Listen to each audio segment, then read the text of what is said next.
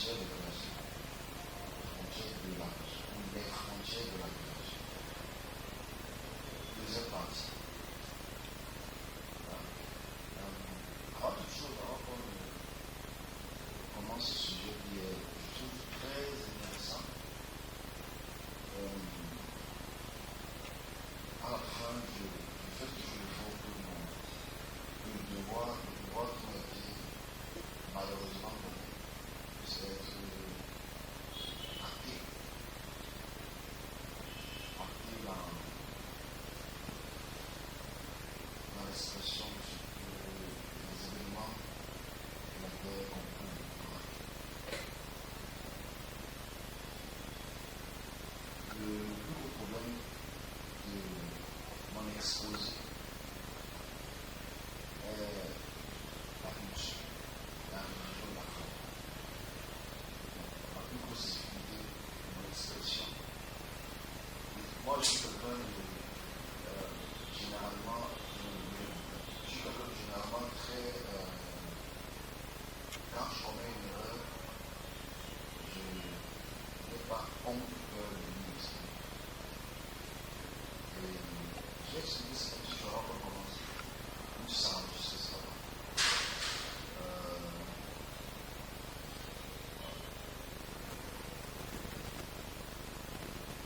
Même si c'est. Vous savez, quand on reçoit l'expression du temps, il est souvent très difficile d'exprimer, surtout quand on est dans une appréhension religieuse. La religion souvent nous empêche d'être l'expression de ce que nous sommes. Je prends l'exemple avant qu'on commence à changer. Avant qu'on commence, l'expression de il y a 7 ans. Vers octobre, je commence à voir ce que le futur sera, dans le sens spatial. J'explique, j'écris, mais avec beaucoup de. Je suis très mitigé. À 2 ou 3 reprises, moi je parlerai de ça tout à l'heure. Pas de l'expression que j'avais vue, que j'en comprenne mieux. C'est quel point me comprendre mieux, parce que c'est une chose que je dis très difficile souvent. Et quand on me montre des choses qui concernent le futur, dans le sens énergétique, dans le sens électronique, dans le sens mécanique, planétaire, j'ai des difficultés à m'exprimer dans sa plénitude. Pour une seule raison, je ne peux pas l'exprimer dans le christianisme. Parce que dans le christianisme, la terre arrive à la fin. Donc vous pouvez imaginer en 2016, 17, 18, 19, quand je vais avoir cette expression, je dis, je m'arrête, je ne vais pas plus loin. Si pas l'expression plus loin, parce que si je dis l'expression plus loin, je suis contre la vie. Donc c'est très difficile. Alors aussi, depuis 2-3 ans, je suis vraiment émancipé de cette prison. Ça me donne la latitude d'expliquer les événements qu'on m'a montrés, les événements par lesquels j'ai participé. Quand je parle de frontières de la création. C'est le frontier de la création. Dans notre terminologie, on a fait une très belle introduction à cette nation. Il y a beaucoup de personnes qui sont compris. Mais il y a encore ce blocage que je vais essayer par mon service idéologique. Essayer au niveau. Parce qu'on va entrer dans les détails, dans les 2 dimensions de la création, c'est-à-dire la dimension physique dans son extension et la dimension spirituelle dans son extension. Ok? Je veux faire ça le plus court possible avant de passer à un message très important. Et ensuite, je suis toujours très ouvert aux questions qui nous sont posées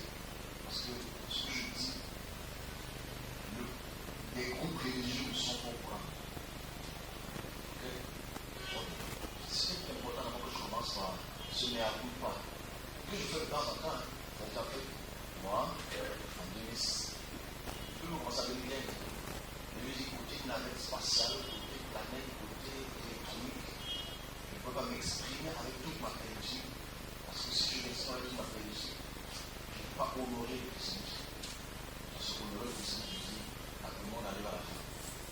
C'est ça la frontière du Christ. C'est pourquoi on est à la frontière de la création.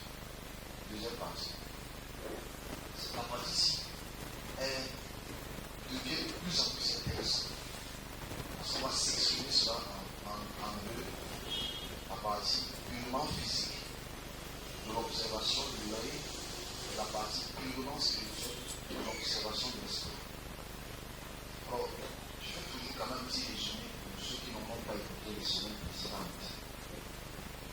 L'homme a toujours vécu selon les cultures et les religions. Sans culture, comme on le dit de temps à autre, sans culture, le peuple est perdu. En fait, oui, c'est vrai. Sans culture, le peuple est perdu. Mais les cultures qui sont imposées par les puissances nous enseignent leurs frontières, c'est-à-dire leurs limites territoriales physiques ou leurs limites territoriales spirituelles. Et comme je le disais la semaine passée, toutes les religions, et je dis bien toutes les religions qui sont millénaristes, pour lesquelles on observe leur direction abrahamique ou leur direction brahmaniste ou leur direction bouddhiste, Krishna, tout ce qui va avec, ont des frontières. Leurs frontières sont purement terrestres, c'est-à-dire des religions autochtones. Parce qu'on ne fait comme pas de l'hindouisme, ça vient d'avoir le mot hindou, c'est pour les hindous. On parle du judaïsme, ça vient du judas, c'est pour les judaïens. Si on prend ça comme exemple. Et toutes ces religions ont des frontières physiques et aussi ont une méthodologie visuelle. Leur observation depuis les millénaires ont forgé la mentalité de toutes les religions qu'on a aujourd'hui. L'observation du ciel. Quand on observe le ciel, on voit la lune, on voit les étoiles, et à travers ces étoiles, les puissances ou les domaines respectifs nous instruisent que c'est eux qui ont créé. Parce qu'en fait, toutes les religions, disons, tous les regroupements spirituels, millénaristes, que ce soit l'Égypte antique, que ce soit les cultes suméro-acadiens, que ce soit les cultes zoroastriens, que ce soit les cultes judéens, chrétiens, musulmans, hindous, bouddhistes, chacune d'entre elles ont des doctrines, ont des législations, on parlera de législation pour nous, très intéressant. Chacune d'entre elles ont des législations, ont des dogmes, ont une façon de voir le toit du monde, c'est-à-dire le ciel. Donc de leur observation, on voit que les astres sont pour eux des lieux de domination, des lieux de divination. Le soleil et la lune sont des dieux. Parce qu'en fait, vous allez réaliser qu'il peut bien le nier aujourd'hui pour des raisons scientifiques. Vous allez voir que dans toutes les religions les plus puissantes du monde, le soleil est Dieu. Ok? C'est-à-dire qu'on va en Égypte, on appellera c'est le soleil, c'est le disque du soleil. Quand on va en Mésopotamie, c'est Shamash, c'est le dieu du soleil. C'est l'observation. On voit la lune, Shin ou Inanna, c'est la divinité de la lune, et la divinité des étoiles. C'est l'observation antique de la limite visuelle. Parce que ces divinités, on va entrer dans le sujet hyper sensible, ces divinités, ces puissances n'ont aucune connaissance de ce qui est extraterrestre. Ce qui est hors de la terre extraterrestre. Parce qu'en fait, ils clament tous, je dis bien sans exception, dans toute leur épopée, qu'ils ont créé le ciel et la terre, au singulier. Je dis bien, je veux que ceux qui m'écouteront dans quelques jours, dans un mois ou dans 10 ans, puissent comprendre ma démarche scientifique. C'est-à-dire, toutes les écritures des Égyptiens parlent de la création du ciel et de la terre, pour lequel le disque solaire est celui qui illumine toute la création. Ra, c'est lui qui est Shamash. Okay? C'est lui qui prône la justice. Alors par la mat et par le tzadik. Je prends les deux parce que ça va faire partie de notre discussion de la justice. Ici, ce qu'on a vu la semaine passée, c'est leur observation n'ont que de limite le plafond du ciel et le plafond de la terre. C'est là où ils se limitent. Ils vont pas au-delà de là. Pour quelle raison, comme je l'ai la semaine passée, leur lentille ne se limite qu'à ce qu'ils voient. La lentille, ce qui permet de magnifier la vue, d'augmenter la vue, ne s'arrête que sur le plafond du monde. Et c'est vrai que les apologistes, pour ceux qui font l'apologie des textes, disons hébraïques, ne veulent peut-être pas accepter cela pour des raisons financières ou bien X, Y, Z, des erreurs que nous avons commises depuis des millénaires. Et aujourd'hui, nous sommes dans une ère où il faudrait que nous qui avons un peu plus de connaissances, puissent exposer ces connaissances et éclairer déjà les hommes et d'enlever les idées reçues. Parce qu'il faut savoir, ainsi, dans les religions, il y a beaucoup d'idées reçues. Beaucoup d'idées reçues sur cette matière. On les appelle, c'est comme comment on les appelle? Les planistes. Les planistes, c'est ceux qui pensent que la terre est plate sur le. C'est un groupe de personnes qui pensent que la terre est plate. Mais ils prennent aussi leur intelligence, les planistes, PL, planistes, comme pianiste avec elle. Eux, ils pensent que la terre est plate. Parce que quand ils disent la Bible, la terre c'est son marche et le ciel c'est son trône. Okay? Yahvé tient la terre entre ses mains. Right? Donc eux, ils voient la terre plate. C'est leur droit. Okay? Même si depuis le 3e siècle, les gens ont cette notion que la terre est plus ou moins sphéricale. Ça a été vraiment confirmé au 16e siècle. Okay? Mais on a eu beaucoup d'idées reçues. Et les idées reçues peuvent rester des centaines d'années. Et les gens verraient les idées reçues pendant des centaines d'années. On n'a pas de temps encore ici. Les idées reçues. Mais aujourd'hui, si on entend le sujet physique, et je vais prendre un exemple. On a vraiment une seconde. J'ai oublié de prendre quelque chose pour vous. Un cadeau. Pour ceux qui veulent me rendre après, ils vont pouvoir diffuser. Sinon, c'est le pays. Et un citron qui est maudit. Alors ici, je vais essayer de faire une démonstration de quelque chose. Très intéressant. Pour que vous puissiez comprendre déjà la création dans son essence. Physique. Donc, c'est vrai, on met ça aux enchères. On fait dans les églises de l'église. 10 000, 100 000, on va atteindre 10 000 ans. Mais ça va être impacté avec le livre. Donc, ici, ce qu'il faut essayer de comprendre, dans la suite de notre expression, c'est j'ai exposé lundi, je pense, en soirée, par coïncidence, parce que chaque fois que j'exprime une chose du futur, j'ai la chance qu'en parallèle, les découvertes sont faites. C'est la chance que moi j'ai.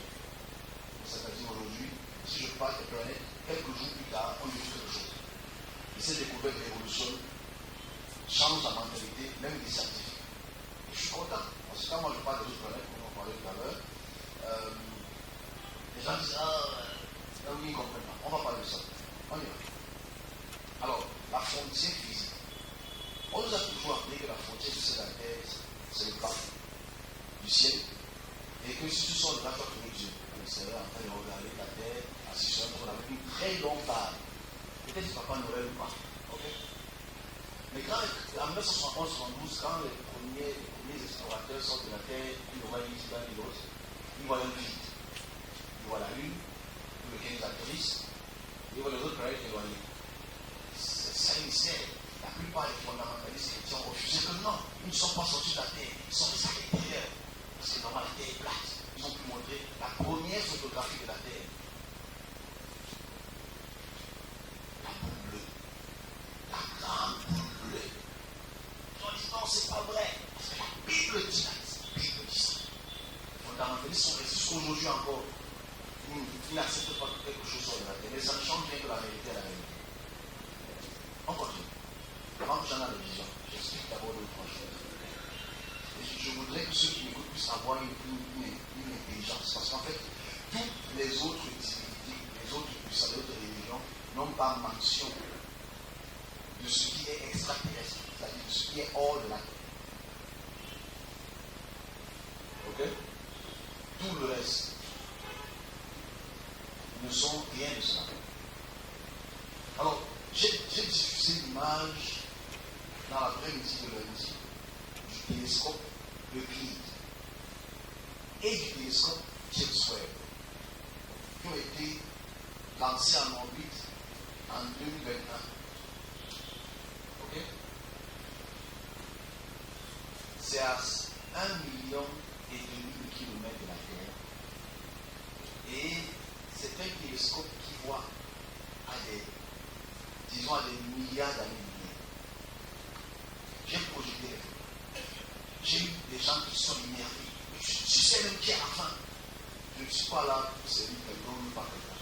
Moi, je suis là pour les faire. J'ai dit, l'observation, c'est ce qu'on peut voir, entendre et toucher. C'est le plus important. Alors, forcément, ça a monté des milliards et des milliards de galaxies. Il est forcément des milliards et des milliards de planètes. Et c'est ce télescope Euclide. Ce n'est pas moi qui l'ai envoyé. Voyez, non. Je n'ai pas payé la navette spatiale européenne pour qu'ils puissent diffuser ça pour que je puisse. Non. Je suis content qu'ils travaillent pour moi. C'est-à-dire que quand moi je vois les années en arrière, eux ils accomplissent ça par leur preuve scientifique. On se comprend. Même chose quand je parlais de la dispersion de la Terre. Les gens disaient non, ça commence à nous côté, mais aujourd'hui les preuves sont créées. Je peux prendre des exemples en centaines. Donc c'est ça qu'il faut que je fasse. Vous êtes vrai, on continue le chemin. La réalité c'est ceci. La question centrale, pourquoi je prends cette orange qui est glacée, très succulente. Et ce citron, c'est juste une coupe, vous faites une démonstration précise. Ce que vous avez vu, ce qu'ils ont vu, ce qu'ils verront, en fait. Voilà. Voilà. Ce qu'ils verront, c'est un seul point. C'est le fait que il y a des. C'est tout ça, comme si c'est une étoile. Ok? Et c'est une étoile qui comporte beaucoup de planètes pour lesquelles ces planètes ou ces globes célestes orbitent autour du Soleil. La semaine prochaine, je vais expliquer la création. Je pense qu'on va montrer. Ok? Pour qu'on comprenne un peu qui n'est pas qui et qui est pourquoi. Et dans les fonctions de l'expression. On n'est pas dans ça aujourd'hui. Moi ici, dans cette expression-ci, il y a des milliards de planètes. Mais la vraie question est, qui devrait nous inquiéter avant que je n'entre dans la vision qui est sur mon cahier ici, parce que j'ai amené mes cahiers parce que les gens peut-être croient que je commence à parler de ces choses-là, c'est vieux en fait. C'est à quoi servent ces milliards de planètes? C'est la première question qu'il faudrait qu'on se pose. Cette orange est la représentation de notre planète. Non, de notre soleil. Ok? Prenons ça comme notre soleil. Alright? Ça c'est notre soleil. C'est Shamash. Oura. Whatever. Ok? Et ceci c'est notre planète. Et ça c'est notre système solaire. Ces deux-ci là, c'est notre système solaire. Il y a beaucoup de planètes autour. Personne ne va m'aider encore à te dire que c'est pas important. Mais je dis, ce sont ces deux-là qui m'intéressent. Et je me dis, ok, si vraiment celui qui a créé, ceux qui clament qu'ils ont créé, dans tous leurs textes abrahamiques ou autres, zoroastriens ou autres, parce qu'en fait, la plupart des textes abrahamiques sont sumériens, c'est-à-dire c'est Enki, Ea, Gilgamesh, tous ces récits. La vraie question qu'il faudrait se poser quand on regarde cette orange, c'est que prenons cette orange et ce citron comme un point fixe de la création. Parce qu'en fait, comme je le disais il y a quelques semaines, les hommes voyaient la terre ainsi.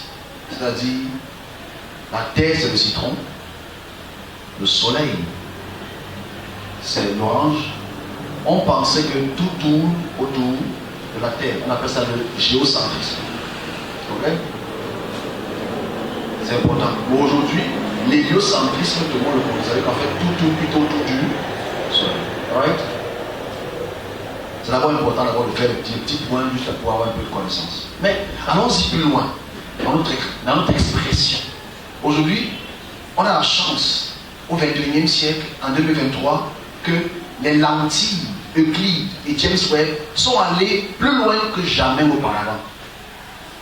C'est-à-dire la lumière qui émane depuis les galaxies les plus lointaines, qui sont arrivées à la lentille ou aux lunettes du télescope, montre des milliers et des milliards de systèmes solaires.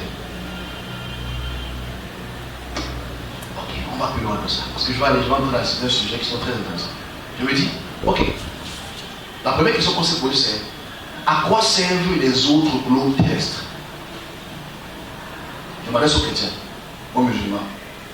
Peut-être pas aux juifs, parce que les juifs ne sont pas dans ce délire-là. C'est les chrétiens, les évangéliques, les fondamentalistes. Mes collègues, écoutez, le système solaire est comme,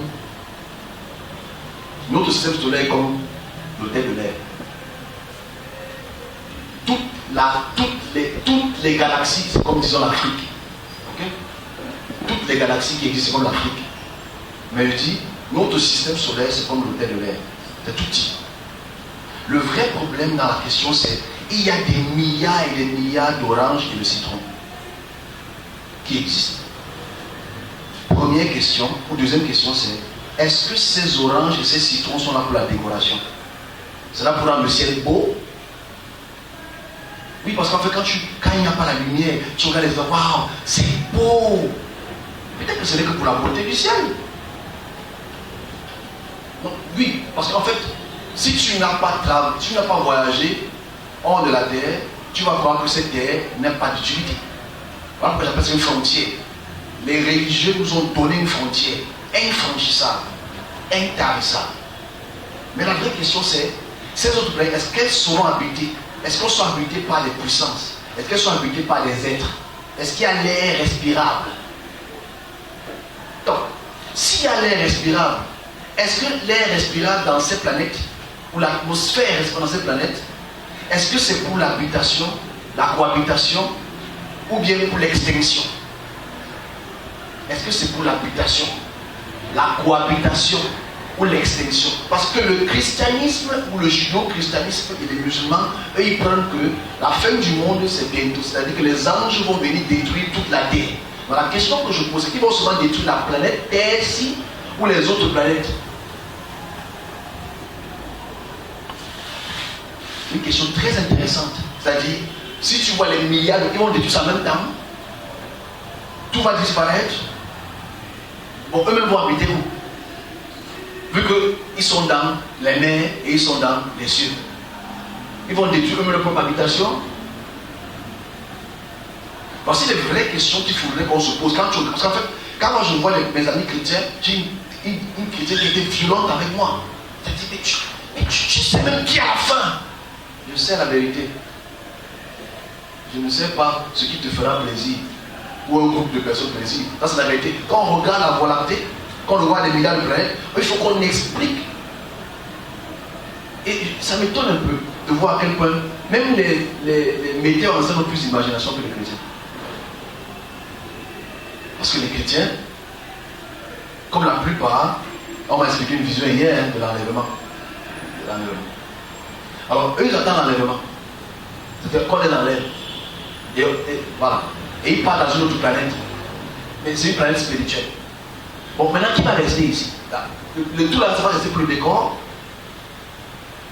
Ce sont les vraies questions qu'on ne veut pas poser, parce que si tu les poses, tu es contre le texte. Parce que le texte est ce qu'on appelle eschatologique. Parlons un peu avant de continuer. J'ai beaucoup de questions sur ma page, dans ce sens-là. Et je vais reprendre avec quelques mots, pour ne pas être très long, parce qu'il y a beaucoup plus de choses à dire. Il n'y a aucun texte d'un petit prophète de la Bible qui n'est pas eschatologique. Eschatologie veut dire la science de la fin du monde. Point. Si tu regardes Ésaïe jusqu'à Malachie, jusqu'à Apocalypse, ça ne parle que de la fin du monde.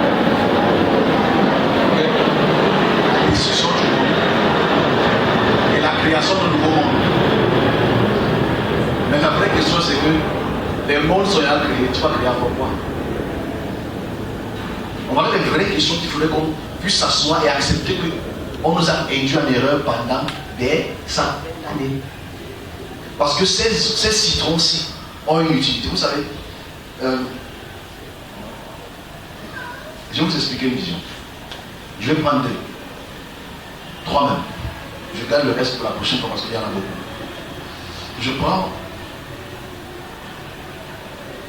Je prends celui du 17 mai 2019. Je commence en octobre. Je commence pour octobre 2016. En octobre 2016, je suis transporté à la surface d'une planète pour lesquelles je vois des formes de navettes spatiales de couleur malheureusement ou heureusement blanche qui sont ultra rapides pour quitter d'un point de l'espace A à un point de l'espace B. Il me demande de l'écrire. On parlera des énergies tout à l'heure. Parce qu'en fait, on va se poser la question, avec quelle énergie vont-ils avoir cette puissance-là? On va parler de ça, parce qu'en fait, ça va dans le même sens. Parce que quelques jours plus tôt, comme je l'avais expliqué il y a quelques temps ici, c'est-à-dire, on me montre comment on découvre un semi-conducteur qui va multiplier la vitesse, accélérer la vitesse des machines fois 8000. Je l'ai expliqué il y a quelques temps ici. Vraiment, ça c'est 2016. On est en 2016. Je m'arrête là pour ça. Je viens maintenant en 2019. Je suis transporté dans un camp. J'ai expliqué. Les visions sont là. C'est juste que je l'exprime par une totalité parce que c'est difficile d'expliquer ça avec totalité à cause du christianisme. C'est-à-dire, c'est difficile parce que le christianisme, tout le monde, la fin arrive. La guerre entre la Russie et la Chine, c'est la fin du monde. Et le vrai problème des chrétiens, on parlera de ça tout à l'heure, c'est qu'ils n'ont aucune connaissance de l'histoire des guerres. Enfin, je ne sais pas comment. Excusez-moi, je passe par là, excusez. Je suis obligé de passer par là. On parle de l'eschatologie. Avant qu'on revienne sur le planète de 17 mai. Le monde a toujours été en guerre. Ok? Ce n'est pas à cause du Christ qu'il a annoncé les guerres. Le monde a toujours vécu dans des guerres des territoires, des guerres disons des guerres des territoires, mettons ça ici, la géopolitique. Donc en fait, si tu vois à quel point les guerres d'hier étaient sanglantes, aujourd'hui ce n'est que c'est le film. Si tu vois là comment les Égyptiens, il y a 5000 ans, traitaient les peuples asiatiques, traitaient les Apérous avec violence, découpaient leur tête pour y prendre leur territoire. Quand tu prends la peine de voir ce que les Sumériens faisaient à leur peuple, jusqu'à ce qu'on voit ça dans les textes hébraïques, pour lesquels ils déportent des centaines de milliers de personnes pour les amener dans leur terre. La terre a toujours été en guerre. Donc il faut arrêter que c'est parce qu'on a tué deux, c'est la fin du monde. C'est juste des personnes qui ont un agenda d'exploitation cérébrale et financière. Parce qu'on voit la guerre au Hamas, la guerre, qui annonce la guerre là. C'est eux, c'est le Christ qui annonce, ou c'est les serviteurs de Dieu qui annoncent.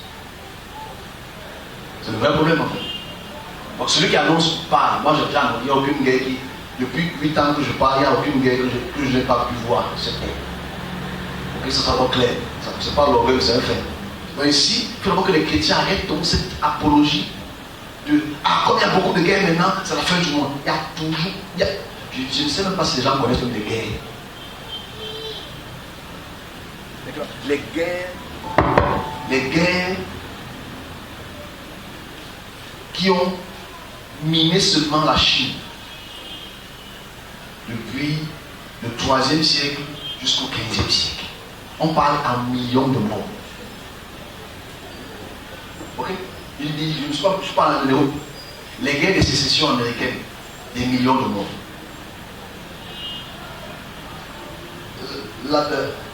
Les guerres romaines, les guerres grecques, des millions de morts. Donc le petit Covid aussi nous a tués à la fin du monde. On oublie la peste noire, la peste espagnole, 19e siècle. On oublie beaucoup de choses en fait. C'est-à-dire, le pasteur qui est là, qui prend sa Bible, il va absolument te montrer que ce qui est écrit, c'est ce qu'il vit. Quand il y a les guerres, il y a la peste, il y a la famine. Les trois là marchent ensemble. Il y a toujours eu ça sur terre. Le plus difficile, c'est prendre notre tête et diriger ça vers un livre d'histoire et de lire les guerres napoléoniennes, de lire les guerres européennes, de lire même seulement la guerre du Congo qui avait seulement ici de 90 jusqu'à 98. Plus de 65 millions de morts. Congo. On oublie cette guerre parce qu'en fait, Gog contre Magog. Dès que tu as dit, Gog contre Magog. C'est le vrai problème eschatologique. Parce qu'on est tellement eschatologique dans la tête, on ne sait pas qu'il y a des puissances qui nous gouvernent. Et que les puissances jouent leur rôle. Et on n'a pas de force. On reviendra dans les frontières. Revenons sur la Bible. C'était pour clarifier, mais ça ne sert à rien parce que les gens ne veulent pas écouter ça, ils veulent écouter ce que la parole de Dieu il avait dit. Alors, dans un camp, je suis transporté dans un futur très proche mais lointain. Je suis dans un lieu machinisé. C'est-à-dire que c'est un lieu qui est purement où il n'y a que des machines. C'est des machines qui sont actives. C'est des machines qui sont à l'œuvre de travail. Et dans cette expression visuelle, temporelle, et c'est dans un temps très très spécifique, je découvre que l'homme a avancé en tout ce qui est technologie, électronique et machine. Mais quand je regarde ces camps, c'est dans des camps. Je regarde un peu le ciel, c'est un peu obscur. Et je dis à l'ange qui m'amène là, sors-moi là parce que on était en train de... Il y avait une petite bataille entre deux camps. Sors-moi de là. Et mais non, il faut que tu observes ce qui se passe. Et quand j'observe ce qui se passe, je vois des machines sont très avancées. On n'a même pas encore ces machines là maintenant. On n'est pas encore à ce niveau. On va entrer dans ça peut-être une dizaine d'années. Entrer, je ne vais pas dire être. Et nous sommes dans une autre dimension planétaire. Je dis, mais je ne comprends pas cette expression. Quelques jours plus tard, il me transporte un peu dans ce milieu. Regarde bien ce que je te montre. Maintenant, je ne peux pas exprimer ça parce qu'en fait, tu ne peux pas parler extraterrestre, c'est-à-dire vivre dans une autre terre, dans un domaine chrétien. Parce que la nouvelle terre, c'est la nouvelle Jérusalem. C'est ça, ça se comprend. Bon, peut-être vous ne pouvez pas comprendre ça, mais les chrétiens qui attendent le nouveau Jérusalem, je pense qu'ils vont comprendre. Et ce n'est pas le nouveau Jérusalem, hein, ce que je suis en train de faire comprendre, c'est une moquerie. Bon, toujours en mai 2019, j'explique ça maintenant parce que je veux que ça puisse rester dans les annales de mon expression. En 2019, toujours en mai, là on est le 22 mai, je suis une fois de plus transporté dans une planète. Et dans cette planète, je n'avais pas de casque. Je n'avais pas de scaphandre. Vous savez le scaphandre. Le scaphandre, c'est ce qui couvre la tête quand il n'y a pas d'air respirable. Je n'avais pas de scaphandre. Et on était en train de miner le sol.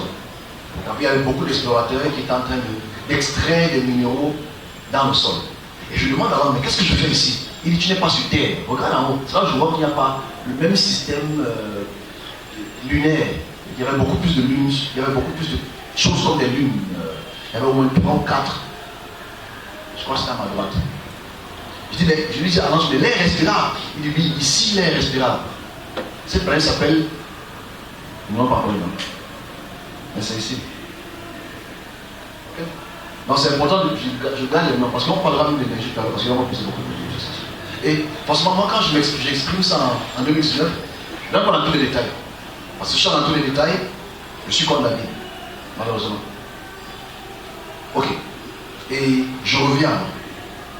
Je m'arrête d'abord là pour ceux, parce que j'aimerais prendre une troisième, pour lequel j'étais dans une autre planète, et que j'ai rencontré des puissances qui ne connaissaient pas l'autre. Je parlerai de ça la prochaine fois. Je répète encore. Je suis dans une dimension d'une planète, mais quand la puissance me rencontre, elle dit, mais qu'est-ce que vous êtes? C'est-à-dire qu'elle ne connaît pas ce que c'est que l'homme. Et la vraie question qu'on doit aller dans ce sens, c'est est-ce que les esprits et les domines sont automatiquement faits pour nous aux hommes? Si dans ces lieux planétaires, il n'y a pas d'homme. On parlera de ça avec le temps. Ça fait partie de notre frontière. Est-ce qu'on en sent? Ce que je dis là, c'est déjà... Mais c'est la réalité. Je dis ce que je vois dis pas ce que je ne vois pas. Je ne suis pas là pour avoir les vues ou quoi que ce soit. Je ne vais même pas avoir les vues ici. On parlera de ça la prochaine fois. Mais je reviens encore sur le côté habitable de là où on sera. Même la question c'est, ça va dans ce sens, le côté spirituel va y arriver, hein, on est d'abord le côté physique. C'est pourquoi est-ce qu'il passe par le service d'expression pour exprimer une volonté